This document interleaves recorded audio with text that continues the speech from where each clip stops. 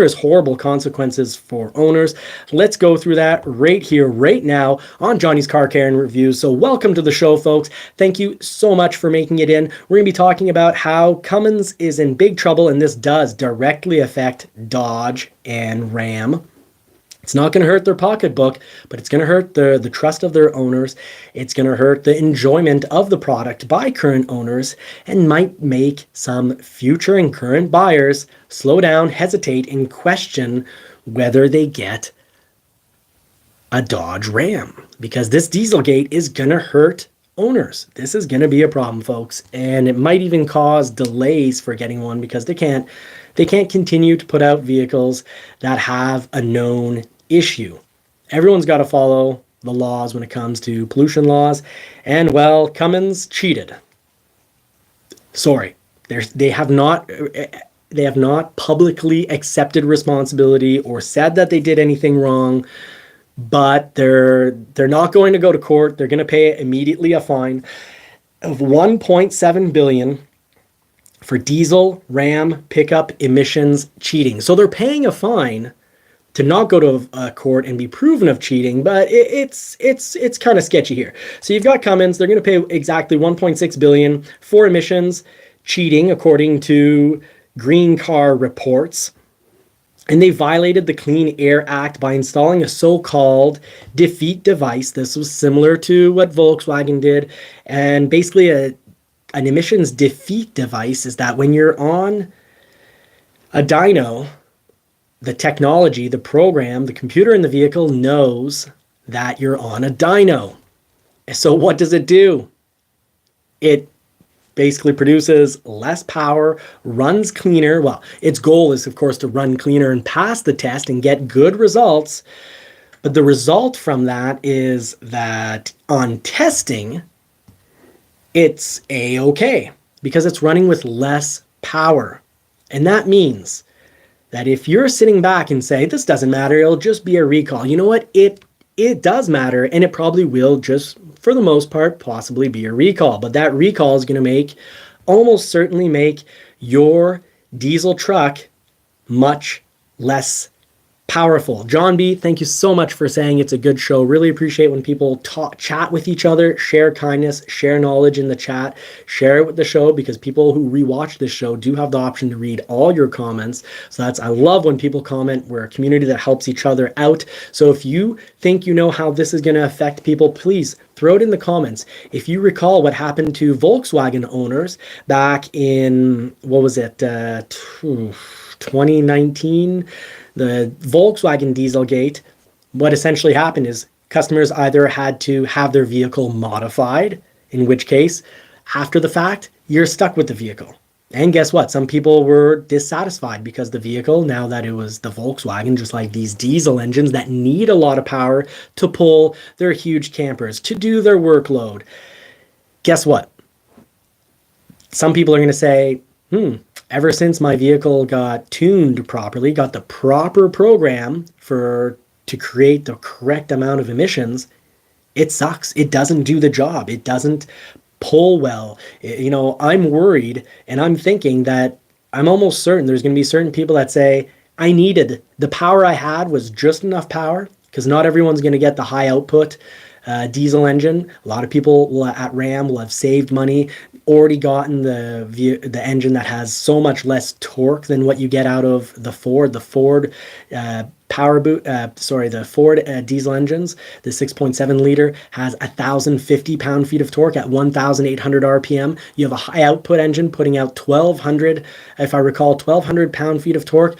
Well, someone correct me if I'm wrong, but I believe from recollection that your standard diesel engine has about 700 and some odd pound-feet of torque, and you pay to get up into the 1,000 pound-feet of torque range. So some people had also, I even know one, had a bad dealer, salesperson, sell them the standard diesel with its whatever it is, 700 and some odd pound-feet of torque, but told them that it was the right engine for pulling 32,000 pounds. And he had made it very clear, I'm going to pull 34,000. So you're sure it's really made to pull 32,000 pounds well? Yeah, don't worry about it. It's great. But it was the standard engine. So already, once he started driving that, he was not happy. called me up. He said, I made a huge mistake. I should have got your Ford with its 1,050 pound-feet of torque at 1,800 RPM. This is not enough truck for me. I need to switch it. But he was crazy negative equity, like $25,000 of negative equity, because then it was, a used vehicle and would have to be sold with a used interest rate. I think what I'm trying to get to is you're going to have probably two or three options. One, get your vehicle reprogrammed. It will then pass emissions laws, but have less power. And for some, that will be very dissatisfying.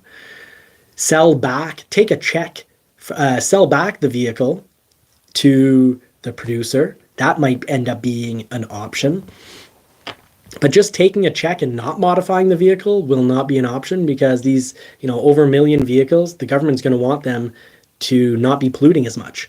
So you can't just sit back and think this is going to be without any consequences whatsoever, unless you own a 2,500, 3,500, 4,500, and you're really towing way under spec. And if you need the true specs to your vehicle, check out your manufacturer's towing guide. Never trust the salesperson, because they might not know, they might be dishonest, they might be tired, it could be a bad day, they might be the nicest, most professional individual generally, but it's the one of the 4 days in the entire year where they're just off their game.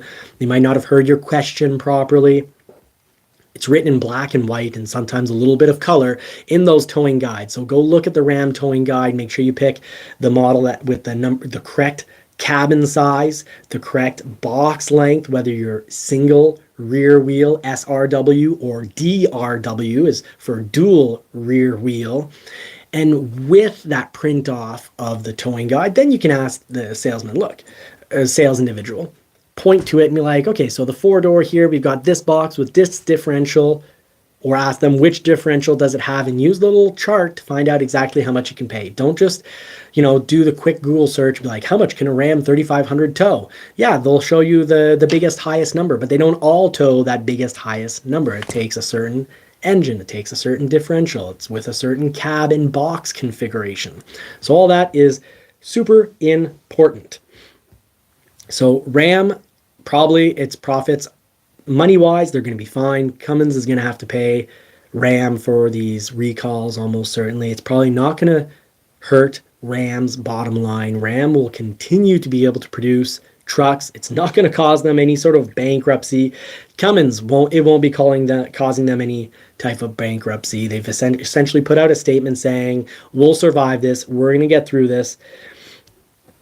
So they're going to have to look at what they can do now for fixing it. Pretty obvious. You completely detune the truck, take away a lot of its powers, so you pass those tests.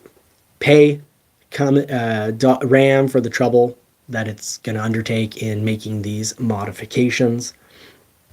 And this is too bad. Cummins, moving into the future, is going to definitely need to invest to find out how they can get to passing those tests and still producing a lot of power. Because once the new power figures come out, they're going to have to show less power, and that's going to cause it to be more difficult to compete with GM and Ford.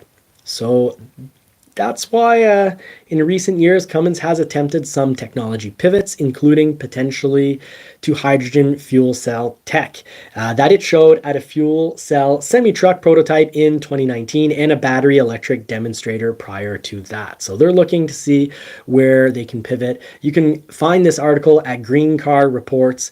Now, please comment what you think. Comment how you think Ram is going to respond to this. Comment what you think is going to happen to owners. I can tell you, I think it's going to be just like the Volkswagen scandal. They're going to either need to get it fixed or sell it back to the company. Now, we'll find out more about this story coming up. That's that for this story. Please don't forget to hit that thumbs up button, share this with some people that will benefit from hearing this, because it will definitely benefit our small family business that I'm now trying to run without Marie's aid, because, well, you know, she really needs to take care of the baby while I try to get through these shows and get to the, you know, one of my rants. We can talk about save the steak. But if you don't like the rants, please just don't click on them. Don't be offended by my viewpoint if you think you will be offended. And if you've got thick skin, well, join us for the down and dirty when we get into a rant. Now, we got to talk 2023 auto sales, a success or a flop. This is how every model performed. So let's go